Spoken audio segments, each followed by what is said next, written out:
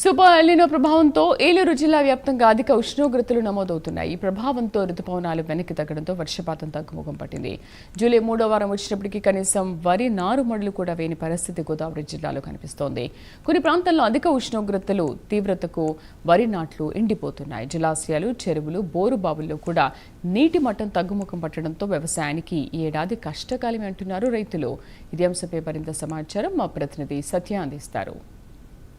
ఈ ఏడాది సూపర్ ఎలినో ప్రభావంతో పూర్తిగా కూడా రైతుల కంట తడి పెడుతుందనే చెప్పవచ్చు. ప్రధానంగా చూసుకున్నట్టయితే ఈ ఏడాది ఋతుపవనాలు త్వరగా వస్తాయి, వర్షాభావం ఎక్కువ ఉంటుందని అంచనాలు తారుమారు చేస్తూ సూపర్ ఎలినో ప్రభావంతో పూర్తిగా కూడా వర్షం నమోదు కావడంతో పూర్తిగా కూడా ఇటు ఏలూరు జిల్లా వ్యాప్తంగా దాదాపు వరి సాగు చేసే రైతులు మొత్తం కూడా వరి వరి పంట పూర్తిగా ఆలస్యమైందని చెప్పుకోవచ్చు. ప్రధానంగా చూసుకున్నట్టయితే దాదాపు ఈ జూలై 2వ వారానికి పూర్తిగా వరి నాట్లు వేసి పరిస్థితిలో ఉండాల్సిన నేడు పూర్తిగా కనీసం వరి నారుమడి కూడా వేయని పరిస్థితిలో రైతులు ఉన్నారు. ప్రస్తుతం మనం ఏలూరు జిల్లాలోని చింతలపూడి ప్రాంతంలో ఉన్నాం. మెట ప్రాంతం ప్రధానంగా ఇది మొత్తం కూడా వర్షాధారిత ప్రాంతంగా చెప్పుకోవచ్చు. ఒకసారి మనం విజువల్స్ చూడొచ్చు. మొత్తం కూడా కనుచూపు మేర మొత్తం కూడా ఇదంతా కూడా వరి సాగు చేసే ప్రాంతం. మెట్ట ప్రాంతం అంటారు దీన్ని. చింతలపూడి మెట్ట ప్రాంతం ఏరియా. ప్రధానంగా ఇది పూర్తిగా చెరువులు లేదా పూర్తిగా ఆకాశం నుంచి పడే వర్షం ద్వారా మాత్రమే ఇక్కడ సాగు జరుగుతున్న పరిస్థితి అయితే కనబడుతుంది. ప్రధానంగా కొన్ని ప్రాంతాల్లో అయితే ఇటు బోరుబావులు లేదా చెరువుల కింద పొలాల వరకు మాత్రం ఆ నీరు వినియోగించుకుంటూ కూడా సాగు చేస్తున్న పరిస్థితిలో ఈ ఏడాది సూపర్ ఎలినో ప్రభావంతో పూర్తిగా మెట్ట ప్రాంత రైతులు కన్నీరు పెడుతున్నారని అనుకోవచ్చు. ప్రధానంగా ఒకసారి మనం విజువల్స్ చూపించే ప్రయత్నం చేస్తాం.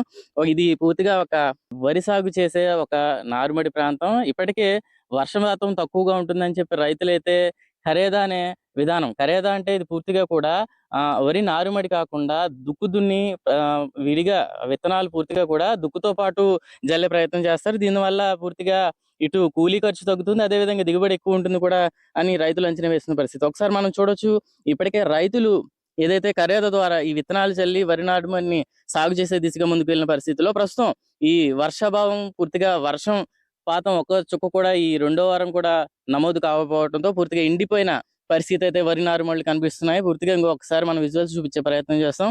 ఎక్కడా కూడా అక్కడక్కడ మాత్రమే, అంటే ఒక చదరపు మీటర్లో కనీసం 5-6 మొక్కలు కూడా మొలిసిన పరిస్థితి అయితే లేదు. పూర్తిగా ఎండిపోయిన పరిస్థితి.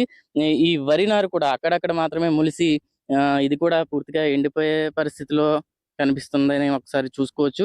విజువల్స్ లో చూపించే ప్రయత్నం చేస్తాం. మొత్తం సాధారణంగా ఏదైతే జూలై 2వ వారం నాటికి పూర్తిగా ఈ నారుమడి ఏదైతే ఉందో ఈ వరి చేలు మొత్తం కూడా పూర్తిగా పచ్చగా ఉంటూ దాదాపు కలుపు తీసే సమయానికి వచ్చే పరిస్థితి. అయితే ఇప్పుడు పూర్తిగా వర్షం కాకపోవటం, మరోవైపు సూపర్ ఎలినో ప్రభావంతో అధిక ఉష్ణోగ్రతలు నమోదవటంతో పూర్తిగా ఈ ఏడాది వరి సాగు అయితే కష్టమే అని చెప్పి అయితే రైతులు ఆవేదన వ్యక్తం చేస్తున్న పరిస్థితి. అయితే ఇటు గోదావరి జిల్లాలో ప్రధాన పంట వరి సాగు. ఇటు ఉభయ గోదావరి జిల్లాలు కావచ్చు అధికంగా వరి సాగు చేస్తారు.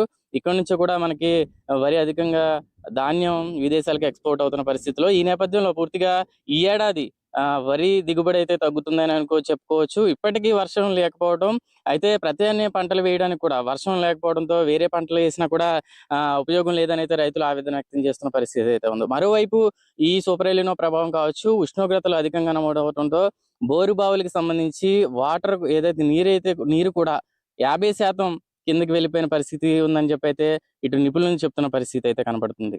ఇప్పటికే ప్రభుత్వం అదేవిధంగా అధికారులు కూడా పూర్తిగా ఇటు ఏలూరు జిల్లా వ్యాప్తంగా ఉన్నటువంటి జలాశయాల నుంచి, చెరువుల నుంచి కూడా నీరు దిగువకు విడుదల చేస్తున్న పరిస్థితి. ప్రధానంగా ఇటు జలాశయాలకు దిగువన ఉన్నటువంటి ప్రాంతంలో రైతులు కొంతమేర సాగు చేసుకున్నప్పటికీ కూడా ఇటు ఏదైతే చింతలపూడి మెరట ప్రాంత రైతులకు మాత్రం పూర్తిగా కన్నీరు మిగిలిందని చెప్పుకోవచ్చు. ప్రధానంగా ఇప్పటికే చింతలపూడి ఎత్తిపోతలు సగం మేర పనులు జరిగి ఆగిపోవడంతో అది పూర్తయితే కూడా చింతలపూడి ఎత్తిపోతల పథకం పూర్తయితే పూర్తిగా ఇటు చింతలపూడి మెట్ట ప్రాంత రైతులు వ్యవసాయానికైతే ఇటువంటి పరిస్థితుల్లో చాలా ఉపయోగకరంగా ఉంటుందని అయితే రైతులు కోరుకుంటున్న పరిస్థితి అయితే కనబడుతుంది. కెమెరా పర్సన్ శేఖర్తో సత్య, ప్రైమ్ న్యూస్, ఏలూరు జిల్లా.